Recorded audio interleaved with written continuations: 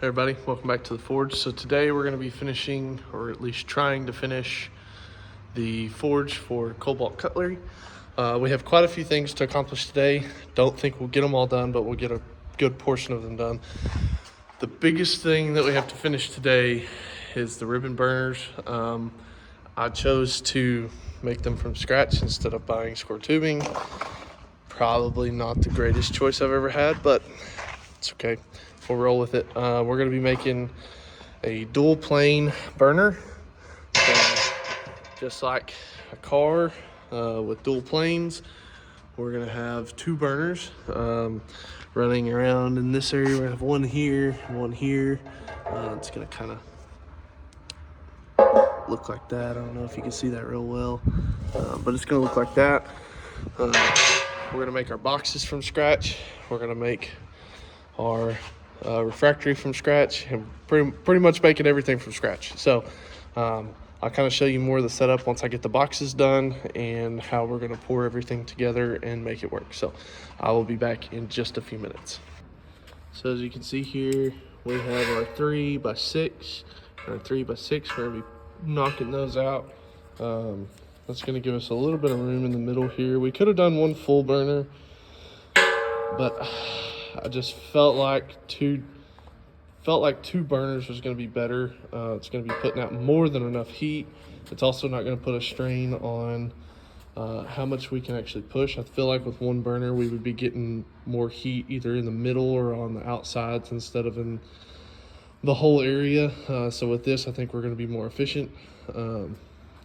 So we're going to get these cut out later. First, we're going to start on our boxes here, get those made out, and get started on that. So my plan here is we're going to need 4 6-inch pieces. 2 of those are going to have 2-inch holes drilled in them, and then we're going to have 4 3-inch pieces. None of those are going to have holes in them. And then later on, we're going to add a backing plate out of some thinner material over here. Some of this thinner stuff, it's not so thick. We're going to leave the middle portion open and drill some holes in it, kind of to give the gas and air the ability to disperse out and then back in, so we'll have a cleaner burn. So we're going to get these pieces, we get this cut up into the pieces that we need. Like I said, this is a little bit thicker. I believe this is 1/8-inch steel. Can't remember. 3/16. I'm sorry, 3/16-inch steel. Give us a little more rigidity. So that'll be good. So we'll get these all cut out, and then we'll get on the welder, start welding those up, get them square, start getting that cut later when we start doing more of the cutting, or we may go ahead and cut those anyways. But we're gonna go ahead and get started. I'll put on a little time lapse and we can watch all this go.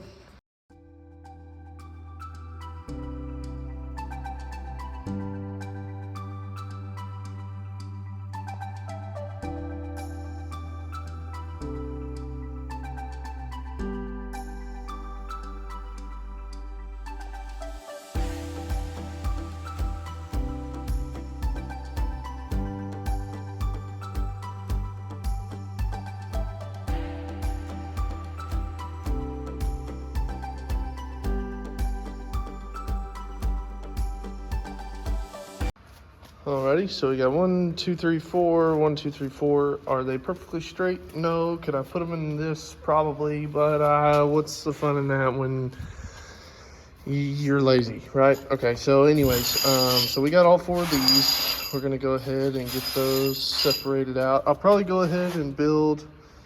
I actually didn't need that many pieces. No, I did need that many pieces. I'm sorry. I need 2 more of the 6-inch pieces, which I think that'll do. So I need 2 more of the 6-inch pieces, and I'll have the whole boxes made.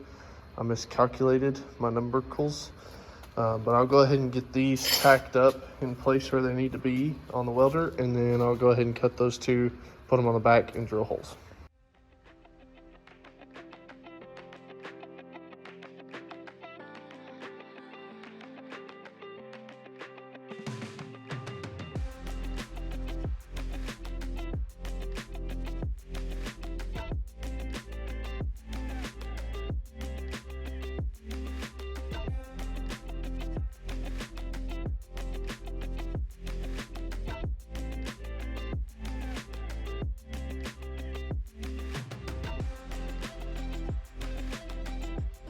So this is the finished product for one. It's still hot, needs to be cleaned up, but overall welds are pretty good. I'm gonna go in the inside here on all of these corners and put in some of, it is called, it's in that box down there.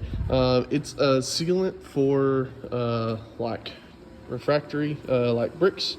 So I'm gonna go ahead and seal all the corners just for extra okayness, to make sure it doesn't leak anywhere. But with that, I am done with one. It still needs a 2-inch hole drilled in the middle there, along with all of these parts need to be put together.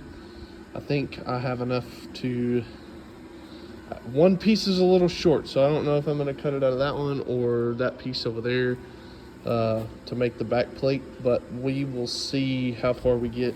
Also on the inside of this, I'm going to add a little, like just little drops of weld along this edge right here, so that we can hold onto that refractory a little better. That way it doesn't just end up sliding right out of the casting. So I'm going to do that as well when this cools off a little bit, but we're going to go ahead and get started on putting this next one together.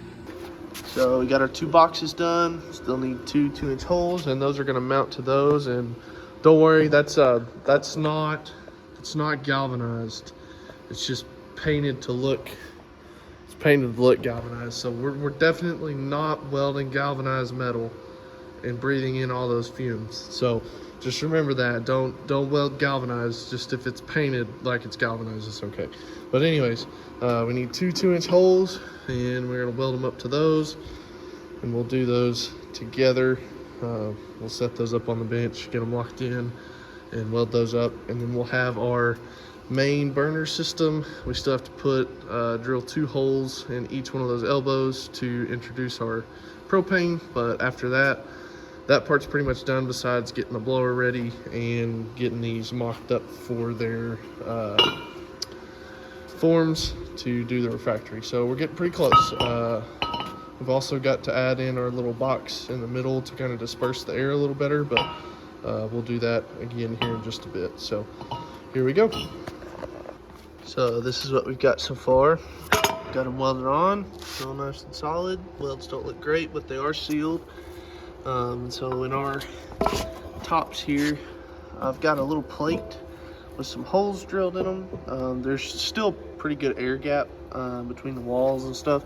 That's just kind of gonna block the air from going straight into the middle and not dispersing completely. So it's gonna hit that dam, and it's gonna move the air around and over the top, and it's gonna kind of go evenly all throughout the holes. It's gonna create sort of a Venturi effect. So we've got those welded, and if you want to see how I do the molds for the ribbon burners, definitely check out my next video for that. It's going to be kind of a separate video, but I'm going to go ahead and video that and kind of get that all lined out and have a how-to video on how to make the actual refractory part of the burner.